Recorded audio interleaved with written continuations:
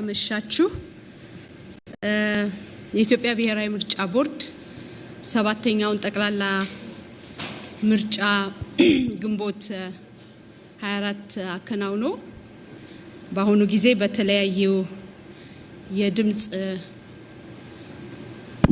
ማጣራትና ለውጤት ዝግጅት ላይ ይገኛል። ነገር ግን ከዚሁ ጎን ለጎን ከመደበኛ መኖሪያቸው ተፈናቅለው የሚገኙ የሀገር ውስጥ ተፈናቃዮችና ከመደበኛ መኖሪያቸው ውጭ በካምፕ ለሚኖሩ ወታደሮች የሰባተኛውን ጠቅላላ ምርጫ በዛሬው ዕለት አከናውኗል። እንግዲህ የቦርዱ አዋጅ ቁጥር 1162 2011 ልዩ የምርጫ ጣቢያ ስለመቋቋም ይገልጻል። በዚሁ መሰረት በአገር ውስጥ ተፈናቃዮችና በወታደር ካምፕ እንደዚሁም በትምህርት ቤት በዩኒቨርሲቲ ላሉ ልዩ ምርጫ ጣቢያ እንደሚኖር ይደነግጋል። በመሰረቱ የዩኒቨርሲቲ ተማሪዎችን በተመለከተ የመራጮችን ምዝገባ ባሉበት ካምፓሳቸው ምዝገባ እንዲያካሄዱ ቦርዱ ባለማው ሲስተም በመጠቀም እንደ መራጭ ተመዝግበው የድምጽ መስጠት ሂደቱ ግን መደበኛ ዜጎች ወይም መራጮች በሚሰጡበት ድምጽ በሚሰጡበት ቦታ እንዲሰጡ ተደርገዋል። የሀገር ውስጥ ተፈናቃዮችንና ወታደሮች በካምፕ ያሉትን ግን በዛሬው ዕለት በልዩ የምርጫ ጣቢያ ዝግጅት በማድረግ ድምጽ መስጠቱን በዛሬው ዕለት አከናውኗል። እንግዲህ በእነዚህ ልዩ ምርጫ ጣቢያዎች መራጮች ምርጫ ማካሄድ እንዲችሉ ቦርዱ የተለያዩ ዝግጅቶች ሲያደርግ ቆይቷል። የሀገር ውስጥ ተፈናቃዮችን በተመለከተ ከሚመለከታቸው አካላት የት አካባቢ እንዳሉ ቁጥራቸው ምን ያህል እንደሆነ መረጃ በመሰብሰብ ወታደሮችን በተመለከተ በእንደዚሁ ከሚመለከታቸው ተቋማት መረጃዎችን በመሰብሰብ የምርጫ ጣቢያዎችን ሲያደራጅ ቆይቷል። ምርጫ ጣቢያዎችን ማደራጀት ብቻ ሳይሆን ምርጫ የሚያስፈጽሙ አስፈጻሚዎችንም በማስተባበር ለነሱ ደግሞ በማዕከል ደረጃና እንደገና ደግሞ በያሉበት ቦታ ላይ የድምጽ አሰጣጥ ሂደትን በተመለከተ እንደማንኛውም የኢትዮጵያ ብሔራዊ ምርጫ ቦርድ ምርጫ አስፈጻሚ ስልጠና አካሂዷል። ቦርዱ በዚህ መሰረት ይሄንን የምርጫ ዝግጅት አድርጓል። ከዚሁ ጎን ለጎን ለምርጫ ለድምጽ መስጠቱ የሚያገለግሉትን ከመራጮች ምዝገባ ጀምሮ ሰነዶችን በማዘጋጀት የተለየ የመራጮች ምዝገባ የጊዜ ሰሌዳ በማውጣት ምዝገባው እንዲካሄድ አድርጎ ከዛም በኋላ የድምጽ መስጫ ቁሳቁሶችን በታለመውና በታቀደው ቀን አጓጉዞ በተለያዩ ካምፖች አድርሶ በዛሬው ዕለት ሰኔ 2 ቀን ይሄ የድምጽ መስጠት ሂደት ተከናውኗል። እንግዲህ በዚህ ሂደት ውስጥ እንዳልኩት መጀመሪያ የመራጮችን ምዝገባ በተመለከተ በወታደር ካምፕ ለሚገኙ አስተባባሪዎች ወደ 56 ለሚሆኑ መጀመሪያ ስልጠና ተሰጥቶ እነሱ የመራጮችን ምዝገባ አድርገዋል። ከዛም በመቀጠል ደግሞ የድምጽ መስጠት ሂደቱ እየጨመረ ስለሚመጣ ተጨማሪ 126 አስፈጻሚዎችንና አስተባባሪዎችን ተመሳሳይ ስልጠና በመስጠት እነዚህ አስተባባሪዎችና አስፈጻሚዎች ደግሞ ምርጫውን ለሚያስፈጽሙ 6630 ለሆኑ ምርጫ አስፈጻሚዎች ስልጠና እንዲሰጡ ተደርጓል። በተመሳሳይ መንገድ ለ82 ለሚሆኑ ለሀገር ውስጥ ተፈናቃይ ካምፖች ውስጥ ላሉ አስተባባሪዎች የመጀመሪያ ዙር ስልጠና ከተሰጠ በኋላ እነዚህ 82 የሀገር ውስጥ ተፈናቃዮች ካምፕ ውስጥ የሚገኙ አስተባባሪዎች የመራጮችን ምዝገባ ካከናወኑ በኋላ በምርጫ ሂደቱ ግን ያው የምርጫ ሂደት ስራ ብዙ አይነት ስራዎችን የሚጠይቅ በመሆኑ በእነዚህም ካምፖች ውስጥ ወደ 442 ምርጫ አስፈጻሚዎች እንዲሰለጥኑ ተደርጎ ስራው ተከናውኗል ማለት ነው። ከዚሁ ጎን ለጎን በዚህ የምርጫ ዝግጅት በተለይም የመራጮችን ትምህርት በተመለከተ ለተለያዩ የሲቪል ማህበረሰብ ድርጅቶች ቦርዱ ድጋፍ አድርጎ በተለይም በአገር ውስጥ ተፈናቃይ ለሆኑ ወገኖች የመራጮች ትምህርት እንዲያስተምሩ ድጋፍ አድርጓል።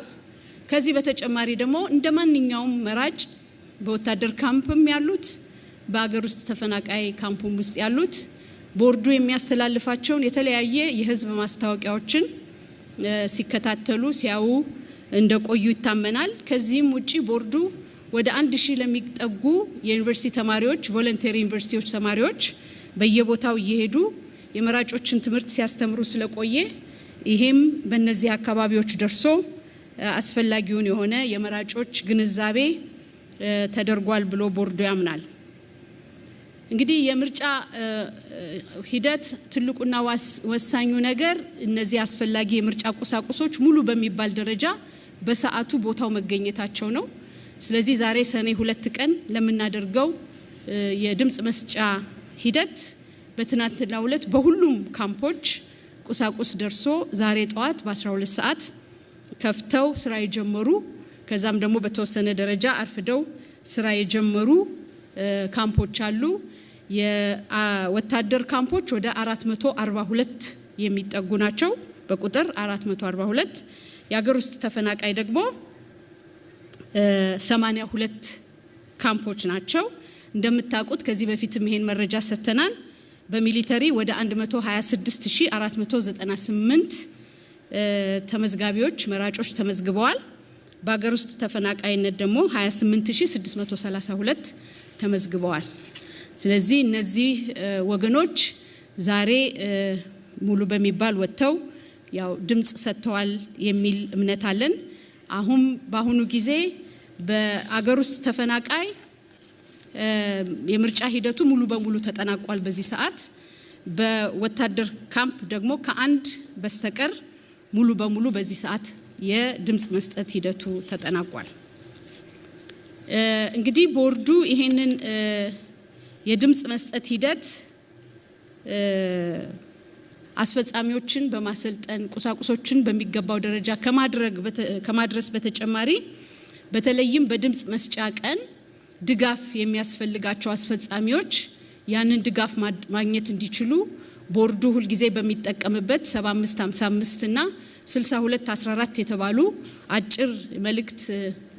አጭር ቁጥር ባላቸው ስልኮች ድጋፍ ሲያደርግ ነበረ። በተለይም ለምሳሌ ከቁሳቁስ ጋራ ይሄኛው እንዴት ነው የምንጠቀምበት የሚሉ ያጠቃቀምና ያፈጻጸም ጥያቄዎች ቀርቦለት ለቦርዱ አስፈጻሚዎች እዚህ ላሉት ያንን ድጋፍ በስልክ ሲሰጡ ቆይተዋል ማለት ነው።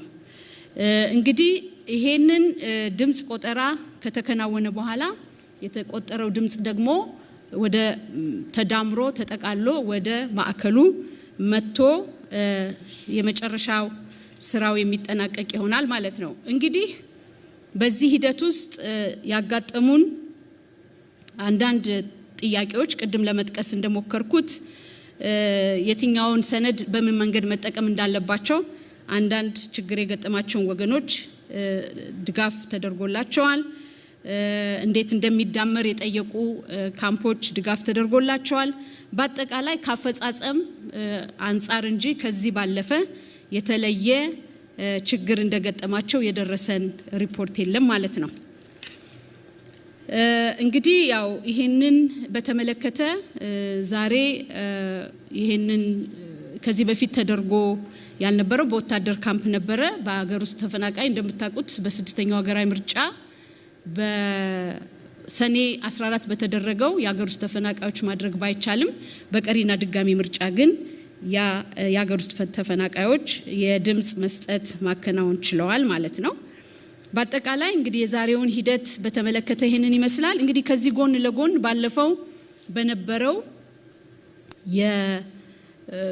እነዚህ ከየምርጫ ክልሉ የመጡ ወይም በየምርጫ ክልሉ ተለጥፈዋል ወደ ማዕከል መጥተዋል የሚል አፕዴት ከዚህ በፊት ሰተን ነበረ። ያው የኢትዮጵያ ብሔራዊ ምርጫ ቦርድ በ501 የህዝብ ተወካዮች ምክር ቤትና በ638 የክልል ምክር ቤቶች ነው ይሄንን ምርጫ የሚያደርገው በድምሩ 1139 ምርጫ ክልሎች ላይ ነው ይሄንን የምናደርገው በአሁኑ ጊዜ በሁሉም ምርጫ ክልሎች ከሁለት በስተቀር በሁሉም ምርጫ ክልሎች ውጤት ተለጥፏል እንግዲህ ምርጫ ክልል ሀላባ 1 እና ቀብሪ በያ የሚባሉ ምርጫ ክልሎች የውጤት ጨርሰው አዳምረው ጨርሰው ማለት ነው አለመለጠፋቸው ነው ያለን መረጃ ሀላባ 1 ይሄ ያልሆነበት ምክንያት የማዳመሩ ስራ ወደ ሆሳዕና ወጥቶ እንዲሰራ የምርጫ ክልል አስፈጻሚዎቻችን ባቀረቡት ጥያቄ መሰረት ወደ ሆሳዕና ሄዶ በሆሳዕና ደግሞ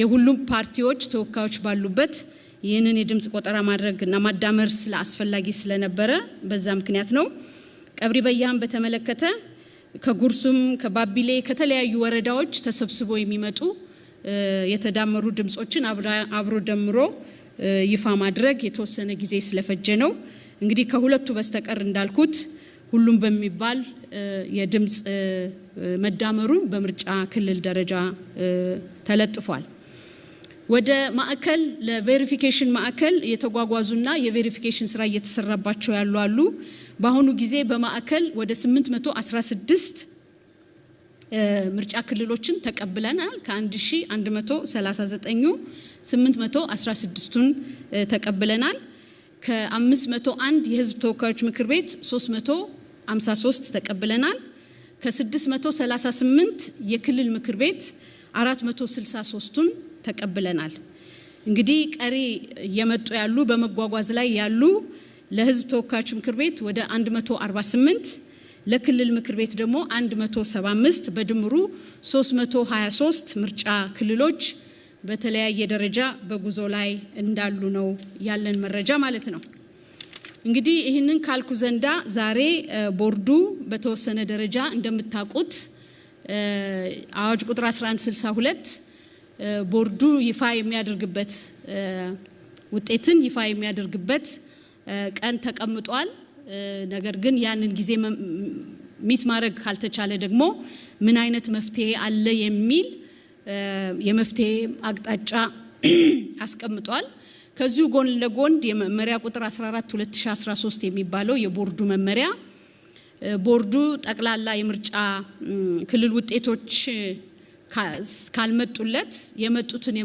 የምርጫ ክልሎች ለጠቅልለው እስከሚደርሱ ድረስ ከስር የምርጫ ክልሎችን የመጡትን ውጤት ይፋ ማድረግ እንደሚችል በዚህ በመመሪያ ቁጥር 14 2013 አንቀጽ 54 በተጠቀሰው መሰረት ዛሬ በተወሰኑ ምርጫ ክልሎች ላይ ያለውን ውጤት ቦርዱ ይፋ ያደርጋል እንግዲህ እንደምታውቁት ይሄ የይፋ የማድረግ ሂደት የራሱ አሰራር አለው ሁለት አይነት ምክር ቤት እንዳለ ሁላችንም እናውቃለን ስለዚህ በዚህ መሰረት እንግዲህ ለህዝብ ተወካዮች ምክር ቤትና ለክልል ምክር ቤት የሚመጡ ውጤቶች እንዴት ይዳመራሉ እንዴት ይሰራሉ በጣም ቴክኒካል ነገር ነው ባለፈውም እንደገለጽ ነው ይሄ ቴክኒካል ቲም በየክልሉ በዴስክ ተደራጅቶ ውጤቱን ከየምርጫ ክልሎቹ ይዘው የሚመጡትን የምርጫ ክልል ኃላፊዎች ተቀብሎ መዝግቦ እነሱን ከዛ ወደ ቬሪፊኬሽን ክፍል ወስዶ በቬሪፊኬሽን ክፍል ደግሞ የሚደረጉ የማዳመር የሂሳብ ስሌት የማጣራት ስራ ይሰራል ችግር ያለባቸው መገጣጠም ያልቻሉ የቁጥር ችግር ሲፈጠር ደግሞ ወደ ኦዲት ክፍል ተመርቶ በኦዲት ክፍል የማጣራት ስራ ይሰራል ችግር የሌለባቸው ወደ ቦርዱ ለውሳኔ ይቀርባሉ እነዛ ደግሞ ወደ ኦዲት ይሄዱት በተመሳሳይ መንገድ አስፈላጊ ነው የሚባለው ማጣራት ተደርጎ ውሳኔ የሚሰጥባቸው ይሆናል በአሁኑ ጊዜ እንግዲህ ያው ቅሬታ የቀረበባቸው ምርጫ ክልሎች ኤክስክሉድድ ተደርገው ከዛ ውጪ የሆኑት የማጣራት እና ቬሪፋይ የማድረግ ስራ እየተሰራ ይገኛል እንግዲህ በዚህ የምርጫ ክልል ውጤት ቅጽ ላይ በግልጽ የተመለከተ ሁላችሁም ከዚህ በፊት እንደምታውቁት ክልሉ አለ የክልሉ ስም አለ የምርጫ ክልሉ ስም አለ በዛ ምርጫ ክልል ውስጥ የሚገኙት የምርጫ ጣቢያዎች ብዛት አለ የውጤት ላይ ያልተካተቱ ምርጫ ጣቢያዎች ካሉ በተለያየ ምክንያት እነሱ ይገለጻሉ ከዛ በመከተል በምርጫ ክልሉ የተመዘገቡ ጠቅላላ የመራጮች ቁጥር ይገለጻል በምርጫ ክልሉ ውስጥ የተቀበሉት ጠቅላላ የድምጽ መስጫ ወረቀት ያ ምርጫ ክልል የተቀበለው የድምጽ መስጫ ወረቀት ይገለጻል። መራጮች ድምጽ ሲሰጡ በመዝገቡ ላይ የፈረሟቸው ፊርማዎች ብዛትም ይቆጠራል። ያው እንግዲህ መራጭ ድምጽ ሲሰጥ ተመዝግቦ ነው የሚሰጠው። ስለዚህ እነዛ ፊርማዎችም ብዛታቸው ይቆጠራል። በዛ ምርጫ ክልል ውስጥ ጥቅም ላይ ያልዋሉ አጠቃላይ የድምጽ መስጫ ወረቀቶችም ብዛታቸው ይገለጻል። በምርጫ ክልሉ ውስጥ አጠቃላይ የተበላሹ የድምጽ መስጫ ወረቀቶች ብዛትም ይገለጻል። እንግዲህ የተበላሹ ማለት አንድ መራጭ ድምጽ ለመስጠት ቀርቦ ምልክት ሲያደርግ ከተበላሸበት ያ የተበላሸውን መልሶ ሌላ በምትክ ወስዶ ድምጽ መስጠት ስለሚችል እነዚህም አብረው ብዛታቸው ይቆጠራል። በምርጫ ክልል ውስጥ አጠቃላይ ከድምጽ መስጫ ሳጥን ውጪ ወድቀው የተገኙ ይቆጠራሉ። አንዳንድ ጊዜ መራጮች ድምጽ ይሰጡና የድምጽ መስጫ ሳጥን ውስጥ ከተት ነው ብለው ሳይገባ ሊወድቅ ይችላል። ወይም የድምጽ መስጫ ቡዝ ውስጥ ሆነው ሲመርጡ በድንገት ጥለውትም ሊሆን ይችላል። ስለዚህ በዚህ መንገድ ወድቀው የሚገኙትም ይመዘገባሉ። በምርጫ ክልል ውስጥ አጠቃላይ ዋጋ ያላቸው የድምጽ መስጫ ወረቀቶችም ይቆጠራሉ። ያው በነጩ ሳጥን ውስጥ የገቡት ወጥተው ተገልብጠው ሲቆጠሩ ዋጋ ያላቸው የድምጽ ወረቀቶችም ይቆጠራሉ። በምርጫ ክልል ውስጥ አጠቃላይ ዋጋ የሌላቸው የድምጽ መስጫ ወረቀቶች ብዛታቸውም ይሄ ኢንቫሊድ የሚባሉ ቦታዎች ማለት ነው። ለምሳሌ በህዝብ ተወካዮች ምክር ቤት አንድ ምርጫ ክልል ላይ አንድ እጩ ብቻ ነው ማለፍ የሚችለው። ነገር ግን ከአንድ እጩ በላይ ምልክት ካደረገ ያ ድምጽ መስጫ ኢንቫሊድ ይሆናል ማለት ነው። ስለዚህ እንደዚህ አይነቱ ዋጋ የሌላቸው የድምጽ መስጫ ወረቀቶች ናቸው። ሌላው ደግሞ ጊዜያዊ ድምጽ የሚባል በድምጽ መስጫ ሂደት አንድ መራጭ ልትመርጥ አይገባህም የሚል ጥያቄ ሲነሳ የምርጫ ጣቢያው ኃላፊ በጊዜያዊ ድምጽ እንዲሰጥ ሊፈቅድለት ስለሚችል ያ በጊዜያዊ የተሰጠ ድምጽ ታለ እሱም ደግሞ ለብቻው ታሽጎ ስለሚመጣ እንዲህ አይነትም ድምጽ ካለ አብሮ ይቆጠራል ማለት ነው። እንግዲህ ከዚህ በኋላ በዚህ ምርጫ ክልል የተወዳደሩት እጩዎች ይዘረዘራል። የፖለቲካ ፓርቲ ወክለው ከሆነ የፖለቲካ ፓርቲ ስማቸው ይጠቀሳል። የግል እጩዎች ከሆኑ የግል እጩዎች መሆናቸው ይጠቀሳል። እያንዳንዳቸው ያገኙት ድምጽ ይመዘገባል። ከዛ በኋላ ደግሞ ከነዚህ መካከል ያው ለህዝብ ተወካዮች ምክር ቤት አንድ ሰው ስለሆነ የሚያልፈው ከፍተኛ ከነዚህ ተወዳዳሪዎች ውስጥ ከፍተኛ ድምጽ ያገኘው የከፍተኛ ድምጽ ያገኘ እጩ ተብሎ ይመዘገባል ማለት ነው። እንግዲህ ይሄን በተመለከተ የህዝብ ተወካዮች ምክር ቤት በዚህ መንገድ የሚሰራ ይሆናል። በተመሳሳይ መልኩ የክልል ምክር ቤት ለየት የሚያደርገውን ብቻ ነው የምናገረው ጊዜ ላለመፍጀት። በተመሳሳይ የክልሉ ስም ይኖራል፣ የምርጫ ክልሉ ስም ይኖራል። በዛ ምርጫ ክልል የክልል ምክር ቤት ስለሆነ ከክልል ክልል የምክር ቤት መቀመጫቸው ስለሚለያይ የምክር ቤቱ ወይም የክልሉ መቀመጫ ብዛት ምን ያህል ነው የሚለው በዝርዝር መገለጽ አለበት። አንዱ ቦታ ላይ 5 ሊሆን ይችላል፣ አንዳንዱ ቦታ ላይ 17 ሊሆን ይችላል፣ አንድ ቦታ ላይ 20 ሊሆን ይችላል። ከዛ ውጭ ግን ለህዝብ ተወካዮች ምክር ቤት የምንጠቀምባቸው መለኪያዎች በሙሉ ከ1 እስከ 9 የተመለከቱት በዚህኛውም በክልል ምክር ቤት የሚጠቀስ ይሆናል። በተመሳሳይ መልኩ እነዚህ ለክልል ምክር ቤት የተወዳደሩ እጩዎች ስማቸው ይዘረዘራል። የፖለቲካ ፓርቲም እጩዎች ከሆኑ ይሄው ይመለከታል። የግል እጩዎችም ከሆነ ይሄው ይጠቀሳል። እነሱ ደግሞ ያገኙት ውጤት አብሮ ይቀመጣል ማለት ነው። ስለዚህ እንደ ምክር ቤቱ መቀመጫ ብዛት የምክር ቤቱ መቀመጫ 3 ከሆነ የመጀመሪያ 3 ከፍተኛ ድምጽ ያገኙት ያልፋሉ። የምክር ቤቱ መቀመጫ 10 ከሆነ የመጀመሪያ ከፍተኛ ድምጽ የመጡት 10ዎቹ ያልፋሉ። በዚህ መንገድ እየተዳመረ ይወጣል ማለት ነው። ይሄንን መሰረት አድርጎ እንግዲህ ዝርዝር የሆነ የእያንዳንዱ እጩ ውጤት ይገለጻል ማለት ነው። እንግዲህ ይሄንን መሰረት በማድረግ ዛሬ ቦርዱ ይፋ የሚያደርጋቸው የተወሰኑ ምርጫ ክልሎች አሉ። እነሱን የምርጫ ክልሎች እንግዲህ የሥራ ባልደረባዬ መታ የምታቀርብ ይሆናል ማለት ነው። እንደምን አመሻችሁ። ከክልል ምክር ቤቶች ውጤት ጀምራለሁኝ። ከኦሮሚያ የመጀመሪያው ማቀርበው ውጤት የክልል ምክር ቤት ክልል ኦሮሚያ የምርጫ ክልል ጭሮ 2 በምርጫ ክልሉ ውስጥ ያሉ የመቀመጫዎች ብዛት 3 በምርጫ ክልል ውስጥ የሚገኙ ጣቢያዎች ብዛት 62 በምርጫ ክልሉ የተመዘገቡ አጠቃላይ መራጮች ቁጥር 93000 የተወዳደሩ ፓርቲዎች ብልጽግና ፓርቲ ትብብር ለኢትዮጵያ ከፍተኛውን ድምጽ ያገኙት እጩዎች የመጀመሪያውን ከፍተኛ ድምጽ ያገኙት እጩ አሚና ኢብራሂም አደም ከብልጽግና ፓርቲ ያገኙት ድምጽ 93000 ሁለተኛውን ትልቅ ድምጽ ያገኙት እጩ አህመዲን መሐመድ ሁሴን ከብልጽግና ፓርቲ 93000 ድምጽ ያገኙ ሶስተኛውን ትልቅ ድምጽ ያገኙት እጩ አህመድ መሐመድ ኢብሮ ከብልጽግና ፓርቲ 93000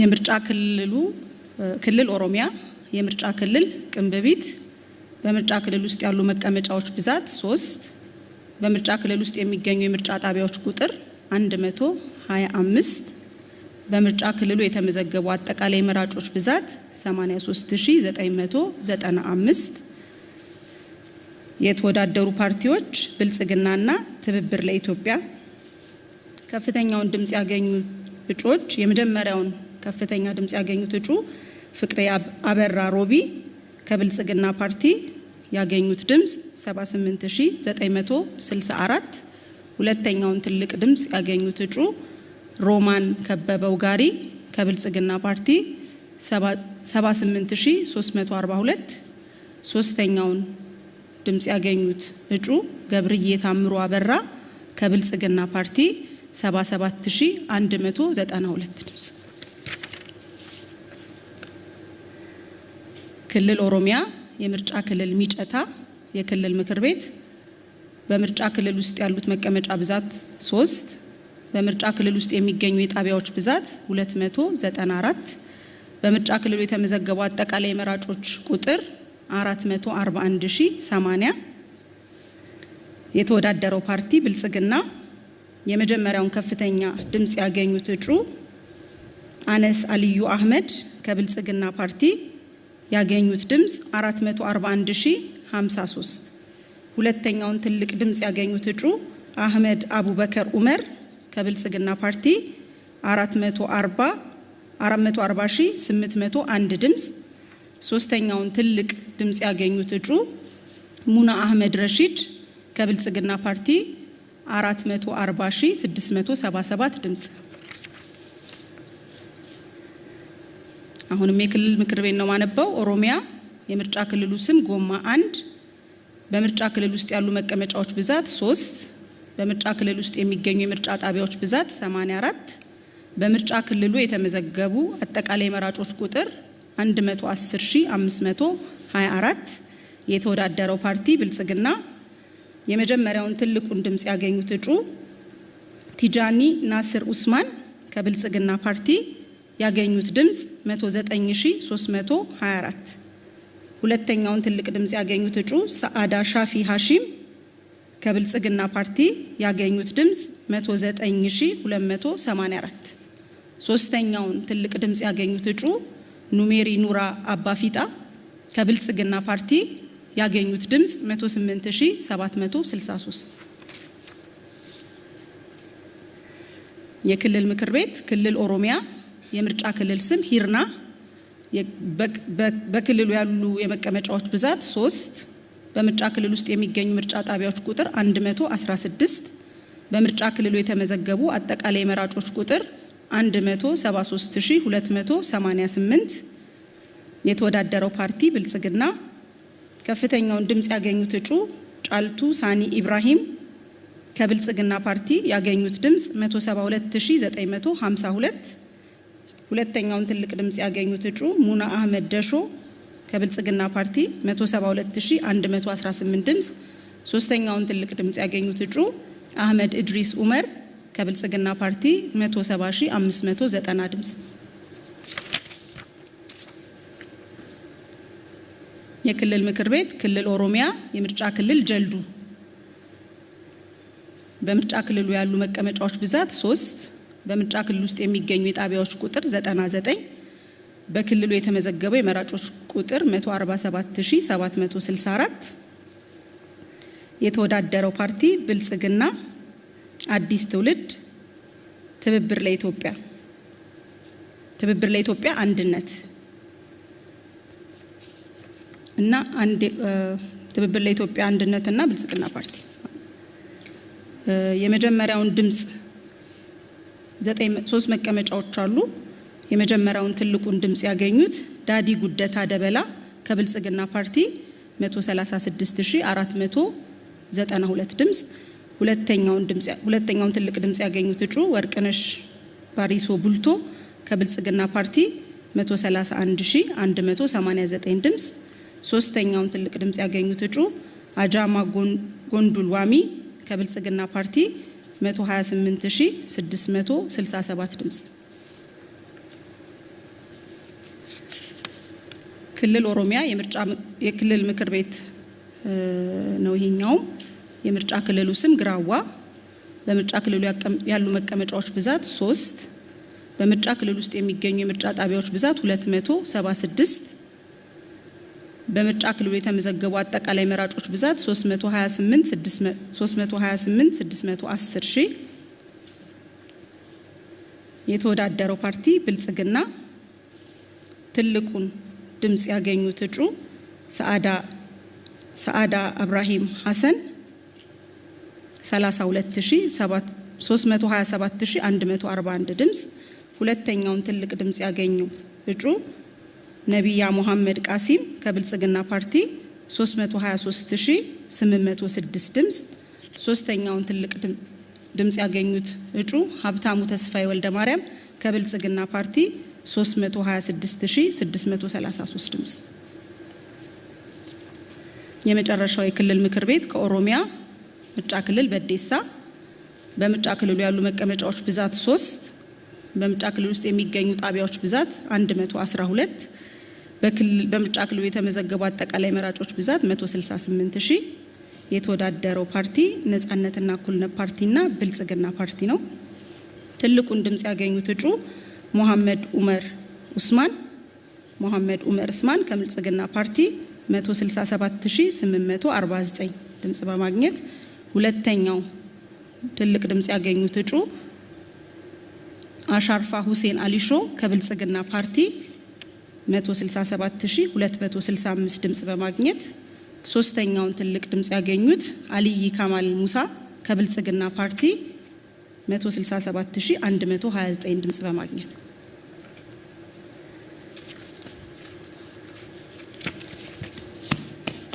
የኦሮሚያ ክልል ለሕዝብ ተወካዮች ምክር ቤት ያለንን ውጤት አሳውቃለሁ።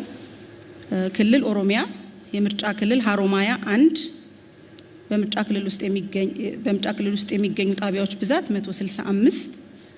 በምርጫ ክልሉ የተመዘገቡ መራጮች ብዛት 208213። የተወዳደሩት ፓርቲዎች ትብብር ለኢትዮጵያ፣ ነጻነትና እኩልነትና ብልጽግና ፓርቲ። ትልቁን ድምጽ ያገኙት እጩ ሮዛ ኡመር አህመድ ከብልጽግና ፓርቲ 199031 ድምጽ በማግኘት የሕዝብ ተወካዮች ምክር ቤት ክልል ኦሮሚያ የምርጫ ክልል ግራዋ በምርጫ ክልሉ ያሉ ጣቢያዎች ብዛት 276። በምርጫ ክልሉ የተመዘገቡ መራጮች ብዛት 328610 ሺህ። የተወዳደረው ፓርቲ ብልጽግና። ትልቁን ድምጽ ያገኙት እጩ ነቢያ ጅብሪል ያዕቆብ 328569 ድምጽ በማግኘት ክልል ኦሮሚያ የሕዝብ ተወካዮች ምክር ቤት የምርጫ ክልል ሳጉሬ በምርጫ ክልል ውስጥ የሚገኙ ጣቢያዎች ብዛት 72። በምርጫ ክልሉ የተመዘገቡ አጠቃላይ መራጮች ቁጥር 108000። የተወዳደሩ ፓርቲዎች ኢዜማ፣ ትብብር ለኢትዮጵያና ብልጽግና ፓርቲ። ትልቁን ድምጽ ያገኙት እጩ አብደላ ኦጌታ ሻሎ 107481 ድምጽ በማግኘት ከብልጽግና ፓርቲ። የሕዝብ ተወካዮች ምክር ቤት ክልል ኦሮሚያ የምርጫ ክልል ጫንጮ በምርጫ ክልል ውስጥ የሚገኙ ምርጫ ጣቢያዎች ብዛት 84። በምርጫ ክልሉ የተመዘገቡ መራጮች ብዛት 125141። የተወዳደረው ፓርቲ ብልጽግና። ትልቁን ድምጽ ያገኙት እጩ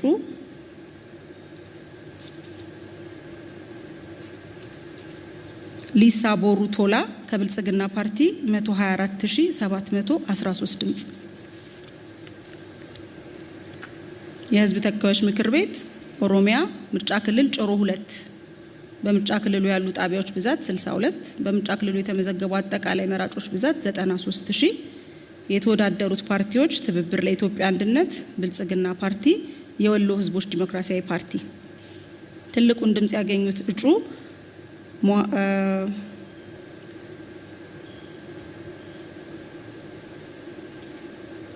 ሙሐምዱር አህመድ ሙሳ ከብልጽግና ፓርቲ 93000 ድምጽ በማግኘት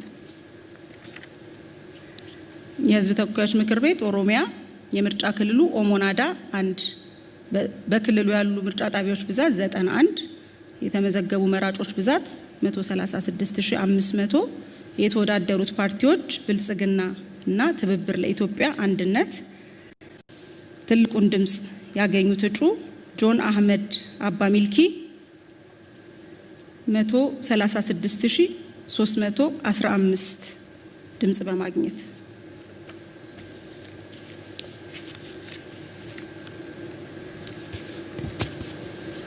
የአማራ ክልል የህዝብ ተወካዮች ምክር ቤት የምርጫ ክልል ጎንደር ዙሪያ 4 በምርጫ ክልል ውስጥ ያሉ መቀመጫዎች ብዛት 2 በምርጫ ክልል ውስጥ የሚገኙ ጣቢያዎች ብዛት 41 በምርጫ ክልሉ የተመዘገቡ አጠቃላይ መራጮች ቁጥር 44925 የተወዳደሩት ፓርቲዎች ህዳሴ ፓርቲ፣ የቅማንት ዲሞክራሲያዊ ፓርቲ፣ አንድነት ለኢትዮጵያ ዲሞክራሲ ፓርቲ፣ ብልጽግና ፓርቲና የአማራ ዲሞክራሲያዊ ኃይል ንቅናቄ።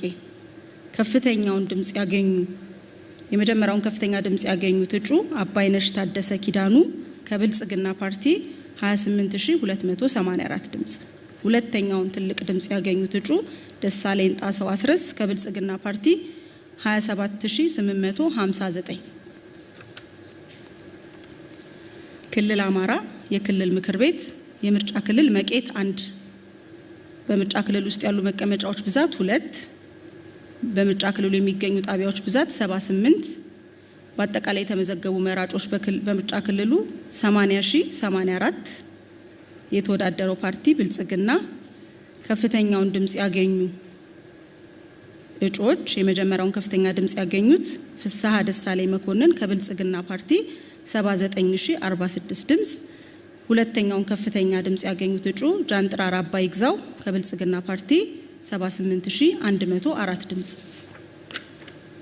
የህዝብ ተወካዮች ምክር ቤት አማራ የምርጫ ክልል ጎንደር 4 ጎንደር ዙሪያ 4 በምርጫ ክልሉ የሚገኙ ጣቢያዎች ብዛት 41 በምርጫ ክልሉ የተመዘገቡ አጠቃላይ መራጮች ብዛት 44925 የተወዳደሩ ፓርቲዎች ቅማንት ዲሞክራሲያዊ ፓርቲ፣ የአማራ ዲሞክራሲያዊ ኃይል ንቅናቄና የአማራ ብሔራዊ ንቅናቄ እንዲሁም ሰላም ለኢትዮጵያ ጥምረት። ትልቁን ድምጽ ያገኙት እጩ ጣሂር መሐመድ ጣሂር ከአማራ ብሔራዊ ንቅናቄ ያገኙት ድምጽ 26604።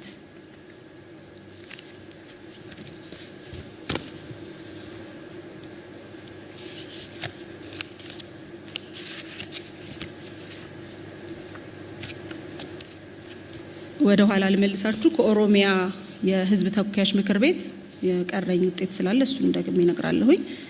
ኦሮሚያ ክልል ኦሮሚያ የምርጫ መቀመጫው አይነት ህዝብ ተወካዮች ነው።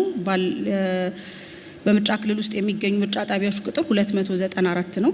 ምርጫ ክልሉ ሚጨታ የተመዘገቡ መራጮች ብዛት 441080 የተወዳደረው ፓርቲ ብልጽግና። ትልቁን ከፍተኛውን ድምጽ ያገኙት እጩ ወዚራ አህመድ ሐሚድ 441053 ድምጽ። ህዝብ ተወካዮች ምክር ቤት ክልል ኦሮሚያ የምርጫ ክልል በዴሳ በምርጫ ክልል ውስጥ የሚገኙ ጣቢያዎች ቁጥር 112 በክልሉ የተመዘገበው የመራጮች ቁጥር 168000 የተወዳደሩ ፓርቲዎች ነጻነትና እኩልነት፣ ብልጽግና ፓርቲና ትብብር ለኢትዮጵያ አንድነት። ትልቁን ድምጽ ያገኙት እጩ አሚራ መሐመድ አህመድ ከብልጽግና ፓርቲ 167940 ድምጽ።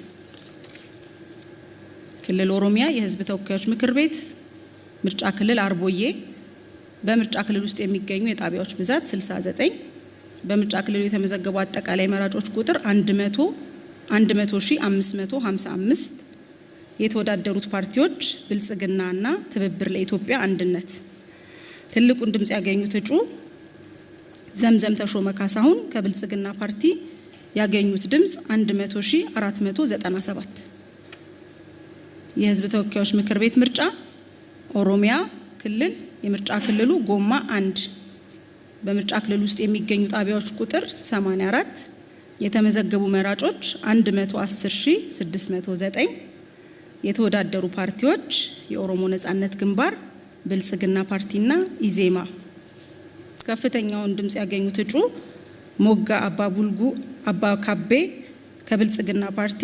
109,417 ድምጽ ክልል ኦሮሚያ የህዝብ ተወካዮች የምርጫ ክልል ስም ወንጪ በምርጫ ክልሉ የሚገኙ ጣቢያዎች ብዛት 51 የተመዘገቡ መራጮች ብዛት 76,639 የተወዳደሩት ፓርቲ ትብብር ለኢትዮጵያ ብልጽግናና አዲስ ትውልድ ከፍተኛውን ድምጽ ያገኙት እጩ አለማየሁ እጅጉ ጉምሳ ከብልጽግና ፓርቲ 74,729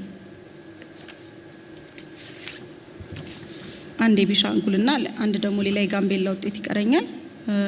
የክልል ምክር ቤት ክልል ቤኒሻንጉል ጉሙዝ የምርጫ ክልል ስም ኩምሩክ በምርጫ ክልል ውስጥ ያሉ መቀመጫዎች ብዛት 9 በምርጫ ክልል ውስጥ የሚገኙ ጣቢያዎች ብዛት 21 በአጠቃላይ የተመዘገቡ መራጮች 14,633 የተወዳደሩት ፓርቲዎች ብልጽግና ፓርቲና የቤኒሻንጉል ህዝብ ነጻነት ንቅናቄ ትልቁን ድምጽ ያገኙት እጩ የመጀመሪያውን ትልቅ ድምጽ ያገኙት እጩ መሐሙድ አብዱልአዚዝ አኑር ከብልጽግና ፓርቲ 9,968 ድምጽ ሁለተኛውን ትልቅ ድምጽ ያገኙት እጩ ከማል መሐመድ ሆጄል ከብልጽግና ፓርቲ 9,599 ሶስተኛውን ትልቅ ድምጽ ያገኙት እጩ ኡመር አብዱል ቃድር አፉዲ ከብልጽግና ፓርቲ 9,470 አራተኛውን ትልቅ ድምጽ ያገኙት እጩ መሐመድ አልማሂ አንኑሜሪ ከብልጽግና ፓርቲ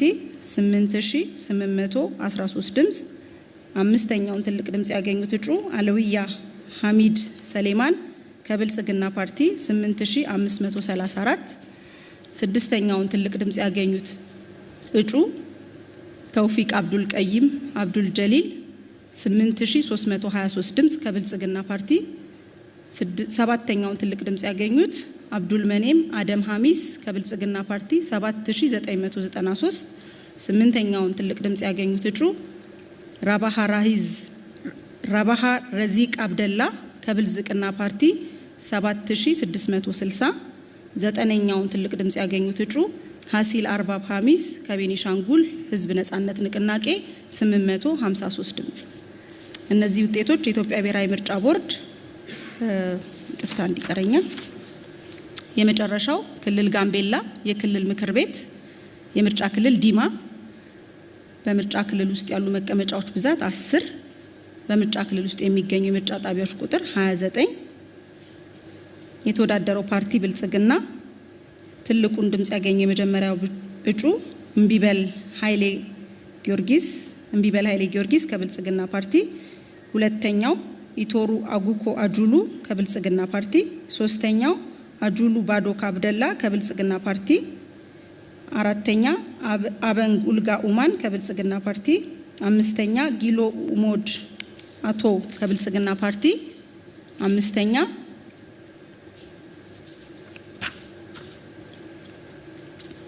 ስድስተኛ አጀሉ ሜጆ ቻሞ ከብልጽግና ፓርቲ ሰባተኛ ቶሉ ኡዳንግ ኡሞድ ከብልጽግና ፓርቲ ስምንተኛ ኡባንጋ ጁሎ አበላ ከብልጽግና ፓርቲ ዘጠነኛ ኡማን አመሎ አኳይ ብልጽግና ፓርቲ እነዚህ ውጤቶች የኢትዮጵያ ብሔራዊ ምርጫ ቦርድ በአዋጅ ቁጥር 1133 አንቀጽ 7 መሰረት አጣርቶ ያጸደቃቸው ውጤቶች ናቸው።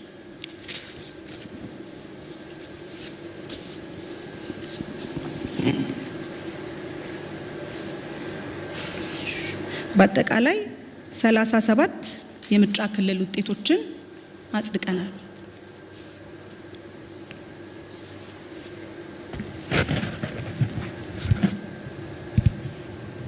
እሺ እንግዲህ ያው የኢትዮጵያ ብሔራዊ ምርጫ ቦርድ የተመለከቱትን ምርጫ ክልሎች ውጤት አረጋግጦ ይፋ አድርጓል። ዛሬ ያው ቅድም ለመግለጽ እንደሞከርኩት በመመሪያው አንቀጽ 54 መሰረት እየተከታተልን የደረሱልንን ከስር ምርጫ ክልሎችን ይፋ የምናደርግ ይሆናል። እንግዲህ ከዚህ ቀጥሎ ጥያቄ ካለ ጥያቄ ለመቀበል ዝግጁ ነኝ። አመሰግናለሁ።